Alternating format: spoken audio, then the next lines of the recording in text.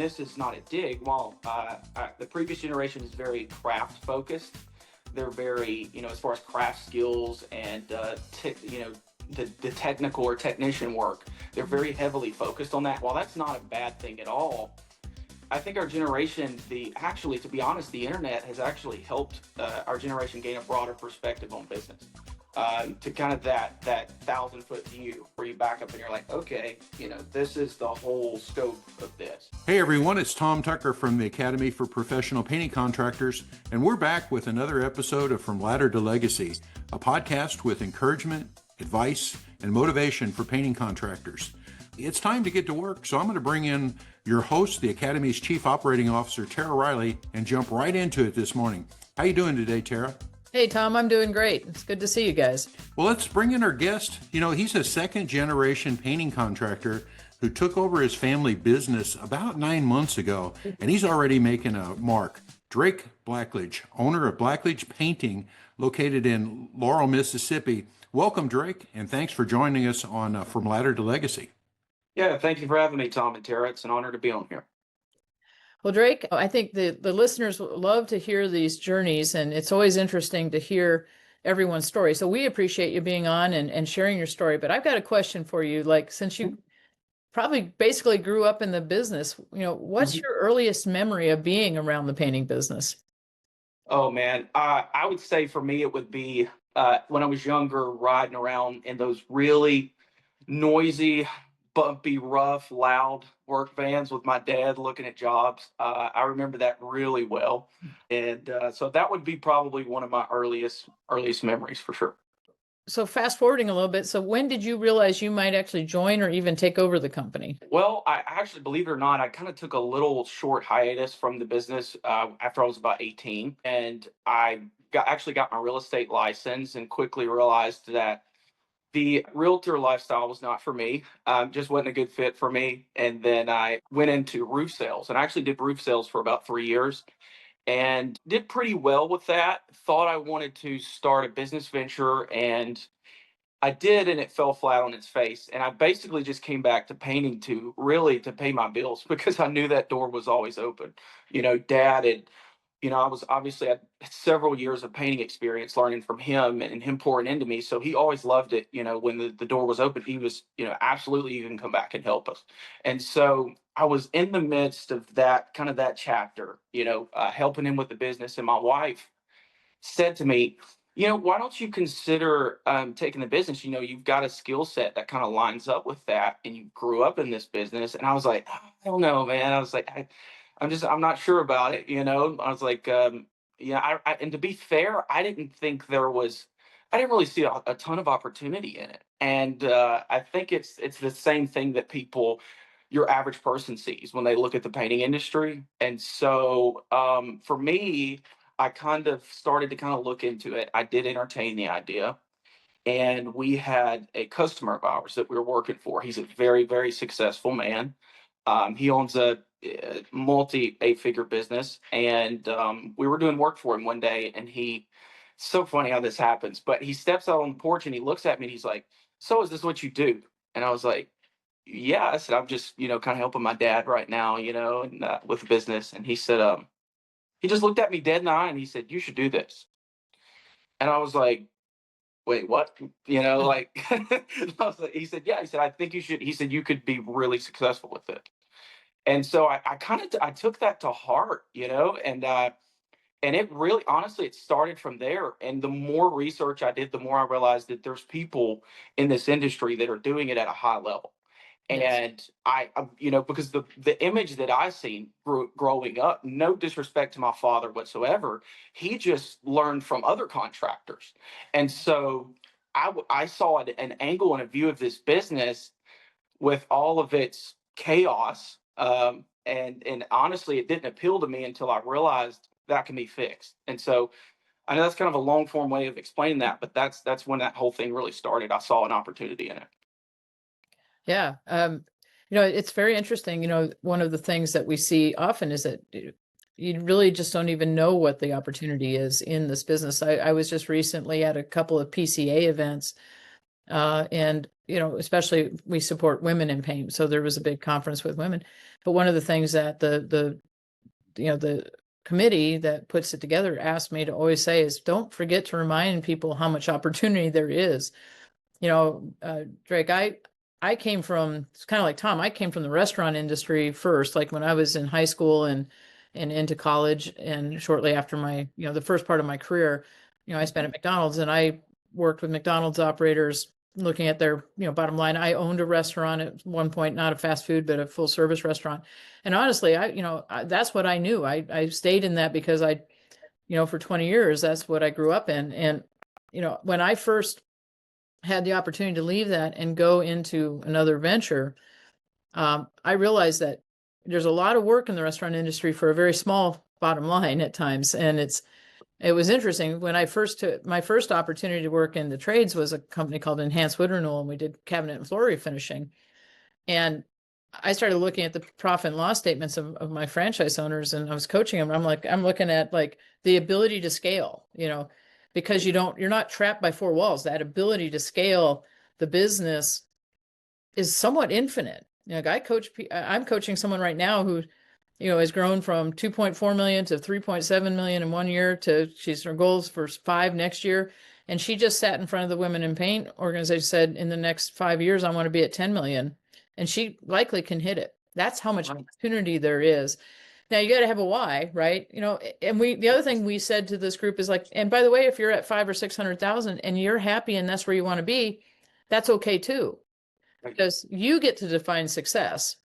One of the things that when I coach people, I say, look, I'm not going to define success for you. I'm going to help you define it for you, so that, and then we'll put a roadmap together in a way to get you there. But the opportunity is reasonably endless. And I remember just looking at those numbers going, what have I been doing for 25 years? I should have been in this business. And that's that's what led me here. I, later had the opportunity to take over Fresh Coat Painters. And I was like, yes, I want to be back in the trades. I love this business. And Tom, it was probably a big shock for you. I remember when you first came to work at Fresh Coat. And I'm trying to tell you, no, these guys can grow in chunks. In the restaurant industry, if you grow by 3 or 4%, that's amazing. Right.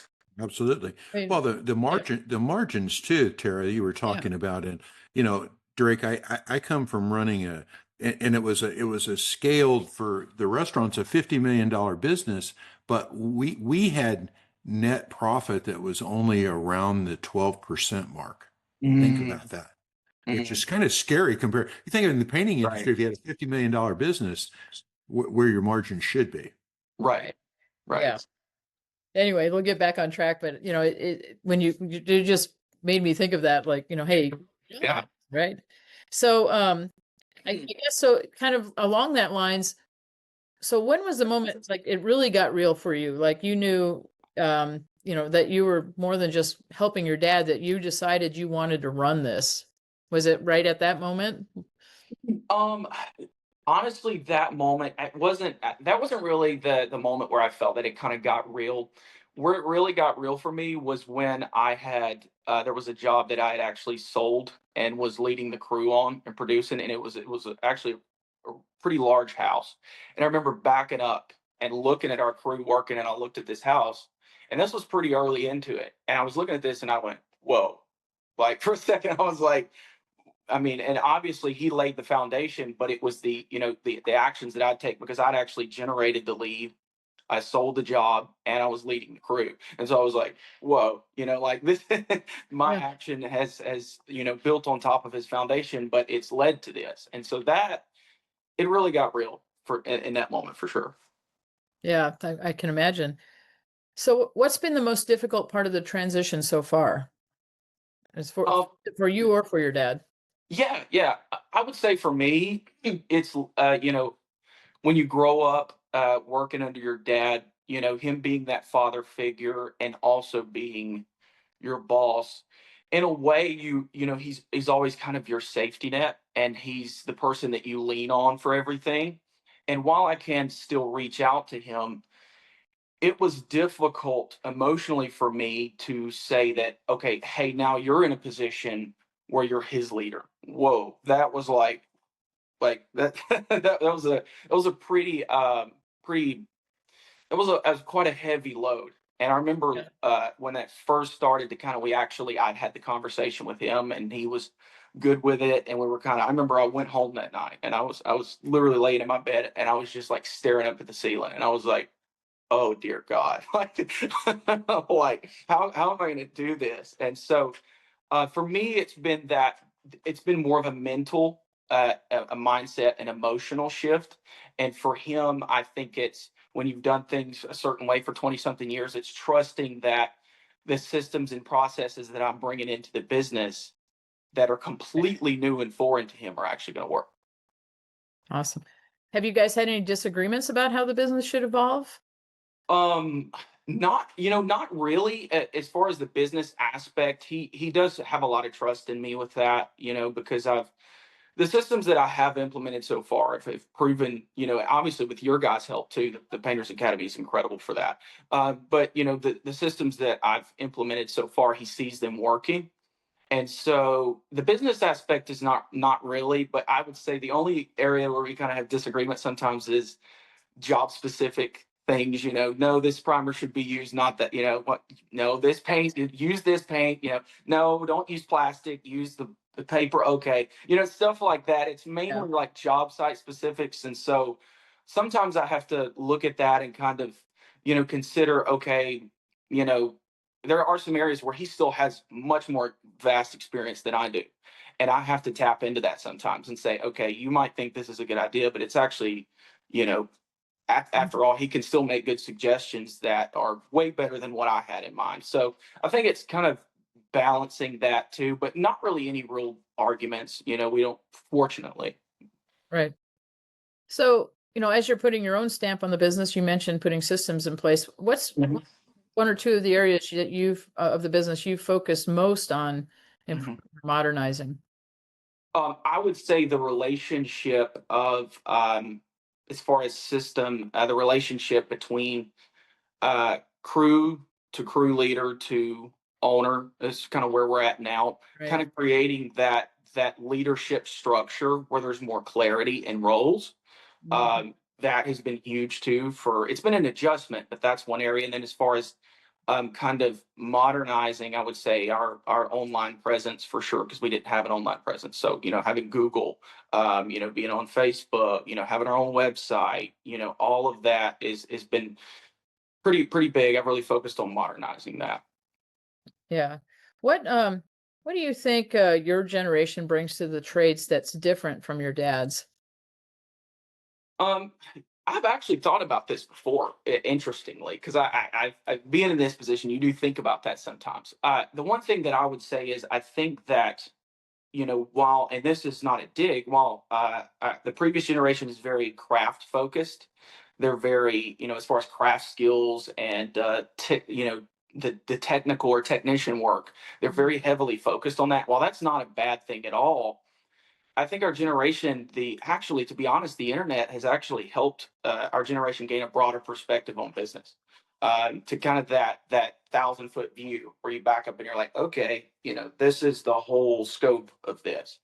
And so I think that broader perspective in looking at the business, honestly. Yeah, that's cool. So, what kind of legacy are you trying to carry forward? And, what kind would you like to create in your business? As far as carrying forward, I really he built this business really off of just honesty and being trustworthy.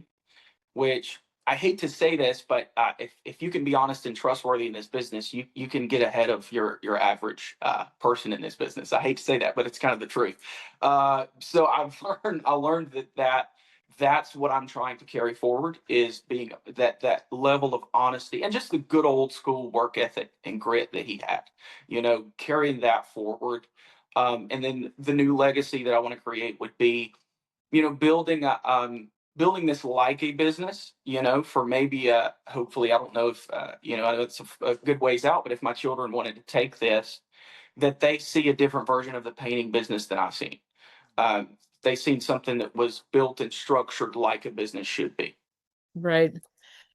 So, What do you think is something about being a second generation leader that people misunderstand? I would say they misunderstand the fact that just because you're handed something doesn't mean that it's going to be easy. Um, there's definitely, the only thing harder than trying to break and build your own habits is trying to help people build and break theirs.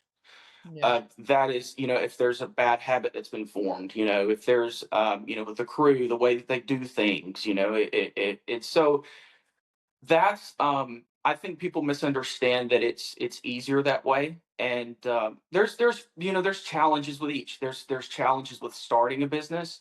But I would say the culture aspect, at least if you're starting it, you can kind of decide, from the beginning, what do I want to build here? Whereas if you're taking something over, there's a culture that already has been deeply ingrained in them. And so Yeah. you're having to try to sometimes just, you're kind of torquing on that a little bit, and they're uncomfortable, and it's like, "Ugh," and so you got to try to work through that. So I would say the biggest misunderstanding. All right. Well, Drake, I think your perspective on everything is really amazing. And, if I had one last question for me to ask you is if you're talking to other second generation people thinking about maybe getting back into their, family business or even thinking of taking over, is there one piece of advice you would give them?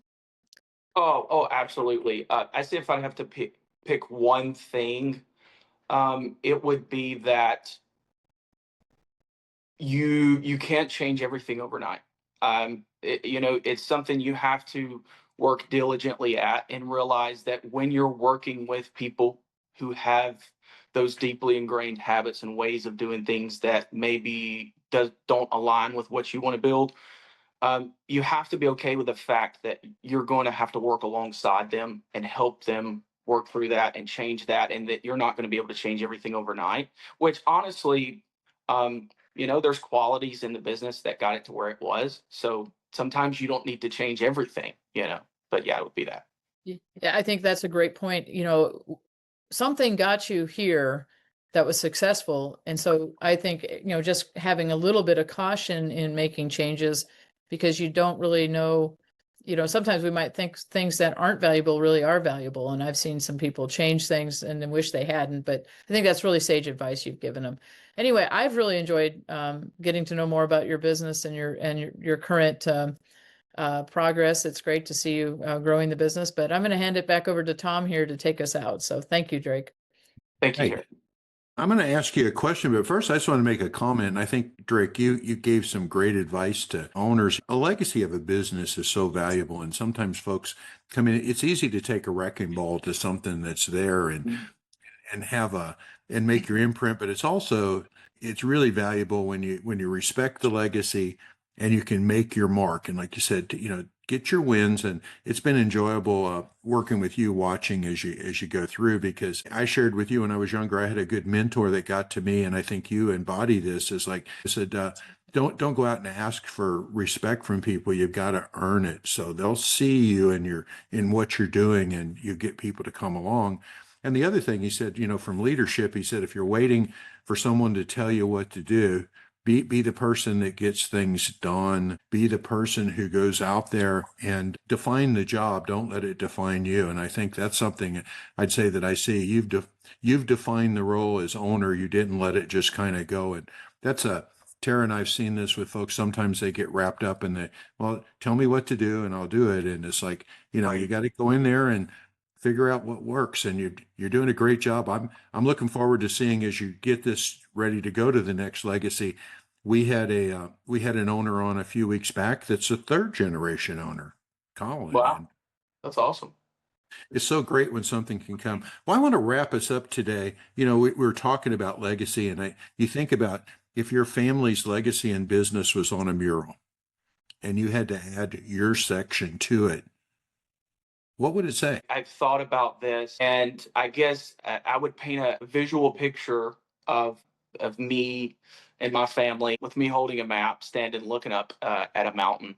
And I guess if I had to write something at the top, the thing that just comes to my mind is it's worth the climb. So Worth the climb. Very I good. like that. All right. Well, thank you for taking time out. I know you're busy, and Tara and I really appreciate you coming on with us today. You've jumped into the tools and implemented some process. Any advice you'd give new members out there about embracing the tools that we have in the phases? Oh, absolutely. Yeah. I mean, the thing is what's so incredible about the Painters Academy is it checks off every box. And so if you just focus on everything that's offered in those phases, it will solve pretty much every problem you're going to have that is business related when it's to do with structures or systems. So dive in. It works. I've already even with an older business, like this, like a legacy business, those systems still work to implement them. And starting out new, that's going to give you a major advantage over anybody else is having those systems laid out. So absolutely follow those systems, and definitely don't.